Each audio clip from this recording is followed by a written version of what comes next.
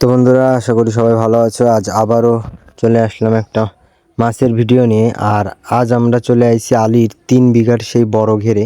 আর বড় ঘেরে আমরা আজ জাল দিয়ে বাগদা চিংড়ি মাছ ধরবো, বাগদা গলদা এই ধরনের সব মাছই ধরবো। তবে আমাদের জালে একটা ডাল উঠে আইছে, কিন্তু মাছও কিন্তু আছে। একটু সময় অপেক্ষা করো, অপেক্ষা করে সম্পূর্ণ ভিডিওটা দেখো, তাহলেই বুঝতে পারবে আমরা কতগুলো বাগদা চিংড়ি মাছ এই টানে আমরা পাইছি। আর যারা আমার ইউটিউব চ্যানেলে নতুন, তারা অবশ্যই ইউটিউব চ্যানেলটাকে সাবস্ক্রাইব করে রাখবেন। আর এই দেখো, এই হচ্ছে বাগদা চিংড়ি মাছ। ছোট সাইজের বাগদা চিংড়ি মাছটা আমরা ছেড়ে দিচ্ছি, আর বড় সাইজের মাছটা আমরা রেখে দিচ্ছি।